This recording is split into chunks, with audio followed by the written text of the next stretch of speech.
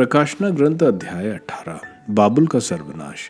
इसके बाद मैंने एक अन्य स्वर्गदूत को स्वर्ग से उतरते देखा। वह महान अधिकार से संपन्न था और पृथ्वी उसके तेज से प्रदीप हो उठी। उसने ऊंचे स्वर से पुकार कर कहा, उसका सर्वनाश हो गया है, महान बाबुल का सर्वनाश हो गया है। वह अबदूतों का डेरा, हर प्रकार के अशुद्ध आत्माओं और हर प्रकार के अशुद्ध एवं घृणित पक्षियों का बसेरा बन गया है, क्योंकि सभी राष्ट्रों ने उसके व्यभिचार की तीखी मदिरा पी ली है। पृथ्वी के राजाओं ने उसके साथ व्यभिचार किया है और पृथ्वी के व्यापारी उसके अपार वैभव से धनी हो गए हैं। मुझे स्वर्ग से एक अन्य वाणी यह कहते सुनाई पड़ी, मेरी प्रजा, उससे निकल जाओ, कहीं ऐसा ना हो कि तुम उसके पापों के भागी और उसकी विपत्तियों के शिकार बनो, क्योंकि उसके पापों का अंबार आकाश तक ऊंचा हो गया है और ईश्वर ने उसके अपराधों का स्मरण किया है। उसने जैसा किया तुम भी उसके साथ वैसा ही करो। उसके कुकर्मों का दुगना बदला चुकाओ और उसने जो प्याला दूसरों के लिए भरा है उसमें उसके लिए दुगना डाल दो। उसने जितनी डींग मारी और जितना भोग विलास किया है उसे उतनी यंत्रणा और उतना शोक दो। वह अपने मन में यह कहती है, मैं रानी की तरह सिंहासन पर विराजमान हूँ, मैं विधवा नहीं हूँ और कभी शोक नहीं मनाऊंगी। इसलिए एक ही दिन में उस पर विपत्तियां पड़ेंगी, मृत्यु, शोक और अकाल। वह आग से भस्म हो जाएगी, क्योंकि प्रभु ईश्वर शक्तिशाली है और उसने उसे दोषी ठहराया है। बाबुल पर विलाप। जब पृथ्वी के राजा, जिन्होंने उसके साथ व्यभिचार और भोग विलास किया, उसके जलने का धुआं देखेंगे तो वे रोएंगे और उस पर विलाप करेंगे।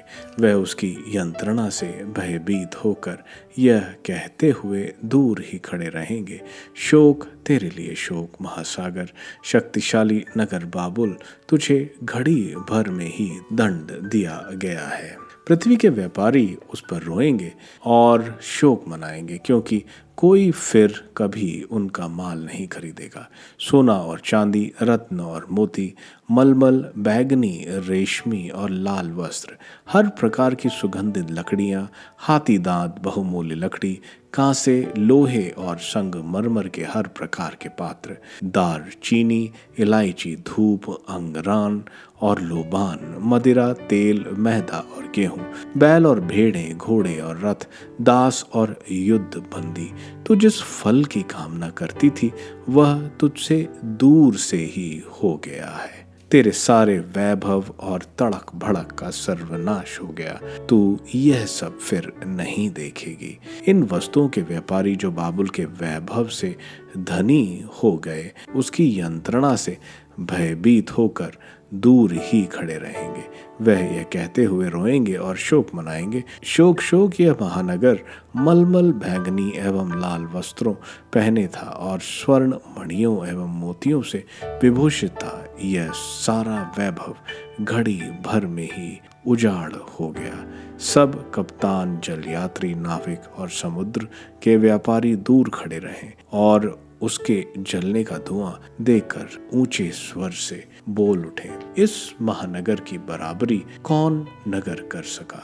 वे अपने सिर पर धूल डालकर रोते और विलाप करते हुए ऊंचे स्वर से कहते थे, शोक शोक, इस नगर के वैभव से जहाज के सब मालिक धनी बन गए। वो यह घड़ी भर में ही उजाड़ हो गया। स्वर्ग, संतों, प्रेरितों और नबियों, आनंद मनाओ, क्योंकि ईश्वर ने उसके विरुद्ध तुम्हें न्याय दिलाया है। तब एक बलवान स्वर्गदूत ने चक्की के बड़े पाट जैसा एक पत्थर उठाया और यह कहते हुए समुद्र में फेंका, महानगर बाबुल इसी वेग से गिरा दिया जाएगा और उसका फिर कभी पता नहीं चलेगा। वीणा वादकों और संगीतकारों की मुरली और तुरही बजाने वाले आवाज तुझ में फिर कभी सुनाई नहीं पड़ेंगे।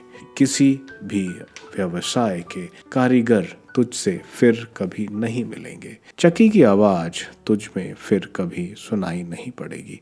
दीपक का प्रकाश तुझ में फिर कभी दिखाई नहीं देगा। वर और वधु का स्वर तुझ में फिर कभी सुनाई नहीं पड़ेगा, क्योंकि तेरे व्यापारी पृथ्वी के अधिपति थे और तूने अपने जादू द्वारा सभी राष्ट्रों को बहकाया। बाबुल में नबियों, संतों और उन सब लोगों का रक्त पाया गया जिनका पृथ्वी पर वध किया गया था।